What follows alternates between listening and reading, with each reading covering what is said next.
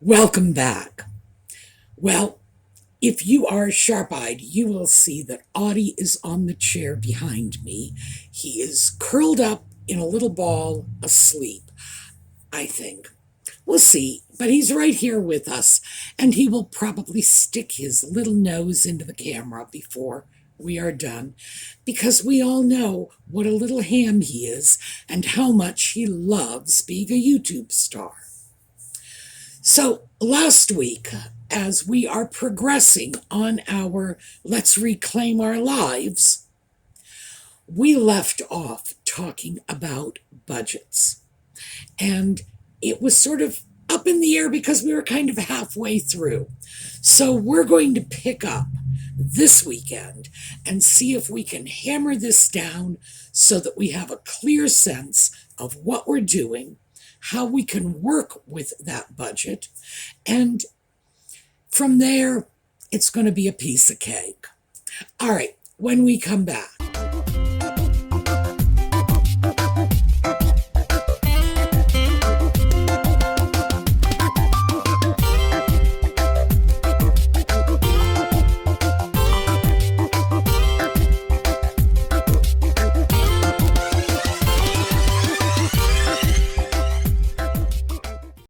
So, just to quickly recap, because of course the videos are up. If you want to take a look at them, you know where to find them. We talked about making a written budget, at least initially.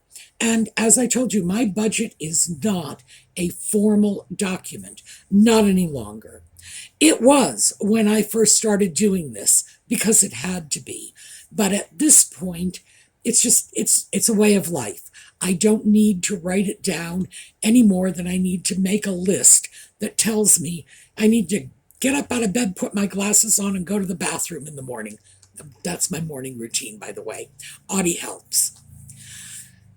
When we started looking at our budget, I gave you the system I use, which is separating expenditures in terms of necessities, my little semi-necessities, and then luxuries. And that's how I can keep a handle on what is important and what can be eliminated if I need to. I further broke down necessities into fixed bills, the bills that are the same every month, the rent, the mortgage, the car payment, the insurance payment, things like that. And then variables like the electric bill or the grocery bill. And I mentioned I like fixed bills because I can wrap my head around that. I like knowing in advance how much I'm going to be paying month to month. And fixed bills tells me what I'm going to be paying next November. I know that already. So on the other hand, things like groceries, I have no idea how much I'm going to be paying for groceries next November. And by the way, anybody who's been grocery shopping lately can relate to that because things are going through the roof. So with that in mind, I thought I would talk a little bit about how to bring some of our bills down without sacrificing anything. How can we simply lower our existing bills but not give anything up? There are ways to do this. Now, one of them, and this is one of those things that everybody knows about, but nobody ever does it, and there are reasons for that, is you can refinance your house and get a lower mortgage rate, assuming rates have gone down. So why is it people are not doing that? Well, there are plenty of fees involved in that. It is a huge hassle. You will have to acquire a whole bunch of records, take them down to the bank, the mortgage company, etc. This is no small undertaking. People who do this, refinance their house to take advantage of lower interest rates, will do it if their interest rate is significantly higher than the current prevailing rate. If it's only half a percentage point higher, it's probably not worth it. You will probably spend more than you would recover over a year or two period just in the costs for getting your bank to take a look at it, transferring, because you will have to pay those fees. So that's why that is one of those, oh yeah, people know about it, but you're not going to do that every year. I am, however, throwing that out. The same thing with rent. If your rent is too high, you could always move. But moving is considered more disruptive by people than, in some cases, more disruptive than a death in the family. And they've done surveys on this. I can't imagine anybody who would say, by the way, I would much rather have a death in my family than move, but that's not how they conduct these surveys. They do it in terms of stress. And moving is incredibly stressful. So, no, we're not going to talk about that. Let me tell you what we are going to talk about. If you live in an area where your state, and this is done on the state level, your state requires your local energy provider, the gas company, the electric company, etc., they require them to allow you to shop independently for your energy supplier. Do it. I am in Pennsylvania. Well, you all know that. Pennsylvania does require the local energy companies, the electric service providers, to allow customers to purchase their electricity from any supplier they want. Now, if you're not familiar with this, here's how it works. You have an electric company and they service your house. They are the ones, when you plug the lamp into the wall socket, and there is a wire and it goes out to that pole on the street, eventually it ends up in one of their facilities. They are your distributor. They're the company that brings the electricity to your home, but they're not necessarily your supplier. Now, my electric company does offer energy supply. They will supply the electricity as well as distribute it. But they are required by law to allow me to purchase it from another company. And I will and do purchase it from other companies all the time. Why? Other companies sometimes are cheaper. At the moment, I am purchasing my electricity from my distributor. So the name on that bill, when I get the light bill in, that is the company that is not only sending the electricity to my house, but they're ponying up that batch of electricity for me to use in the first place. And it just so happens that they are cheap right now. In a year or two, just as a year or two ago, I might be dealing with another energy supplier because they are cheaper. So, what's involved in this? First, find out if your local electric company allows you to do this. If they do, then start price shopping right away, because there's no telling who has the best rates. And by rate shopping, and remember, electricity is electricity. The electricity I get from one company is exactly the same as what I get from another company. No difference, apples to apples. So if somebody else has a cheaper kilowatt hour rate, and that's how they do it, their rate per kilowatt hour, I'm going to go over. And I will switch back if their rates go up. Now, when you're doing something like this, you're not just looking at the hourly rate. That's only one piece of the puzzle. You want to make sure that the company you're dealing with is offering you a contract term long enough to make it worth your while. So if they're offering you a kilowatt hour rate that's 20% below everybody else, but they're only offering it for 1 month, why bother? You know, yes, you will save money that 1 month, but who knows what it's going to be the following month. You want to make sure they're offering you a contract rate that is stable for some period of time. Standard, by the way, is anywhere from about 6 months to maybe 3 years. I think 3 years is the longest I've ever seen. In general, it's year to year. You want to make sure they do not have a termination fee. So in other words, if some guy from another company says, hey, I can beat their price by 20%, you want to be able to switch over, and you don't want to have to give the energy supplier you're working with at the time a $50 penalty for doing that. And by the way, that is about standard for those early termination fees, about $50. Check it out. You can lower your electric rate, the bill. This is the actual bill you pay. You can lower that by 15-20% easily. So definitely do this. I check these out. I was going to say I do, and I don't. I used to check this out at least every 6 months. I would pull up all the energy rates. Because I am in a state that requires this, I can go to a website and just price shop to my heart's content. And I do love to shop. I will shop for anything. Honestly, shopping for electricity was enough to convince me I've kind of got a problem, because I'm just as happy shopping for electricity as I am shopping for shoes. Really, I am. Yeah, definite problem.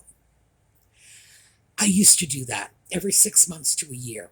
2020 came along, and for some reason I stopped. Well, you know why I stopped. It was that apathy that set in. It's like, who cares? We're all going to get COVID anyway. What does it matter?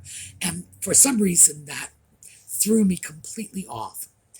So one of the things I did at the beginning of this year as part of my get myself out of that mental rut was I checked the utility rates, and my electric bill will be going down by about 17%. So what does that mean in dollars and cents? Well, if it was $100, it's going to be $83 now. That is significant. And it was just a question of I had let it go. I hadn't watched it. I hadn't monitored it the way I usually do. And so it just sort of got out of hand. So, by the way, that is the downside of this. You do have to monitor pretty carefully. But remember, you're going to have to do that no matter what. If you are getting your electricity, no matter who you're getting it from, anybody can raise their rates. You should always monitor it.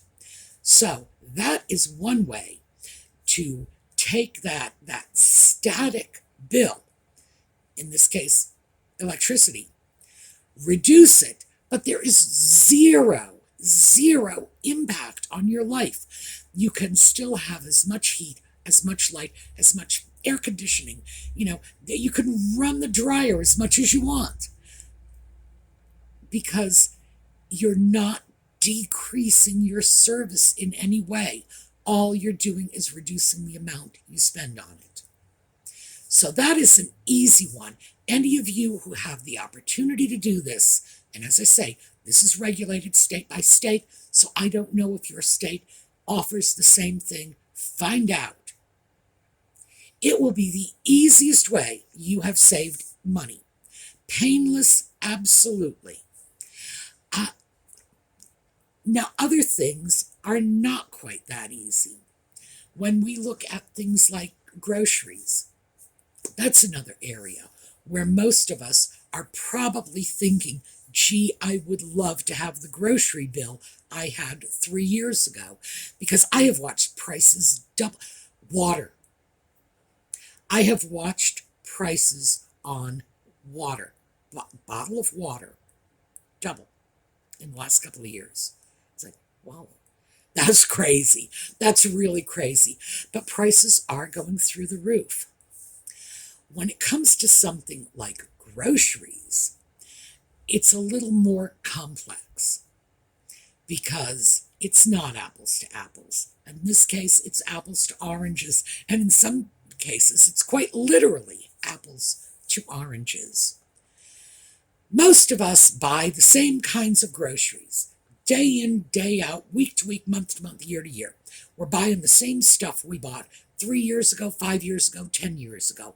We're using the same recipes we got from our mother or our Aunt Sally or, the Better Homes and Gardens recipe that we pulled out of a magazine in the dentist's office.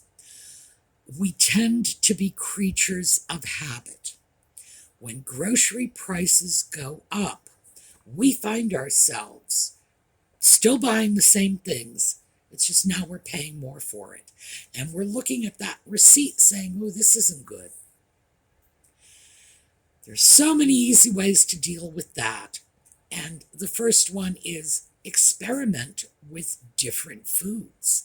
This is a great opportunity when prices go up to look around for things that might be less expensive, that you and your family might like just as much, if not more.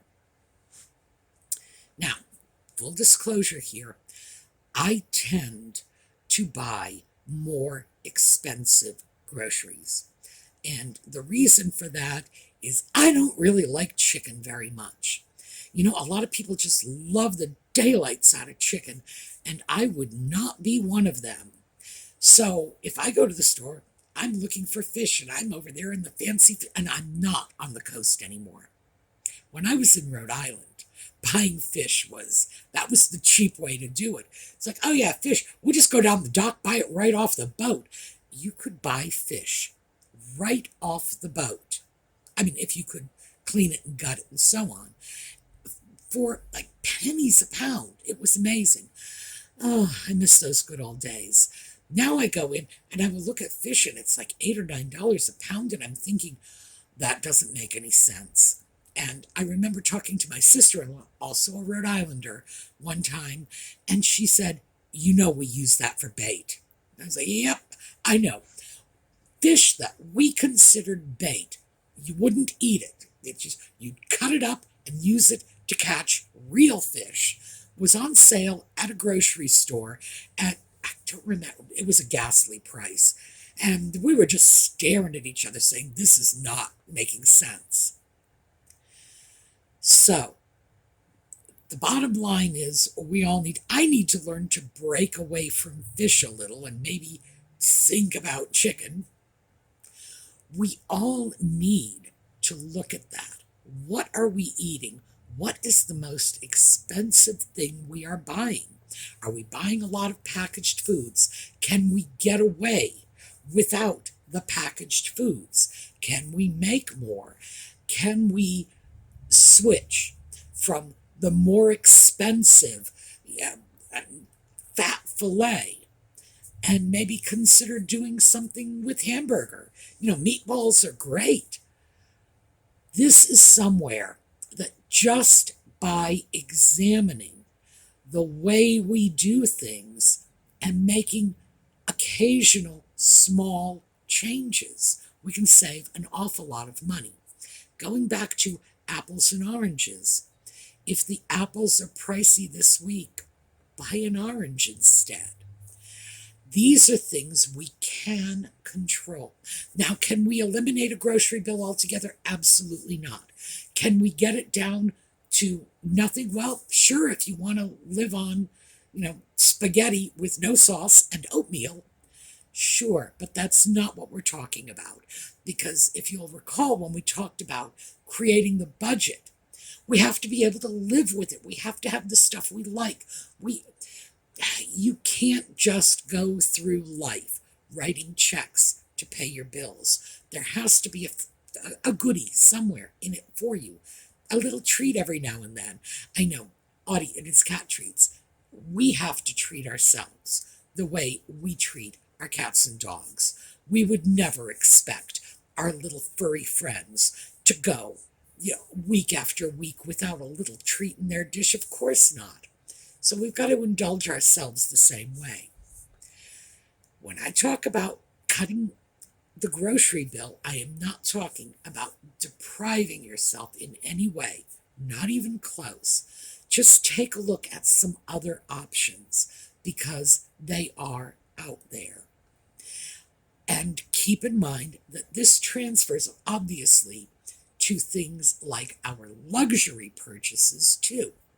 If you're in the habit of ordering pizza, 2 or 3 times a week, reconsider. You'll be healthier if you don't.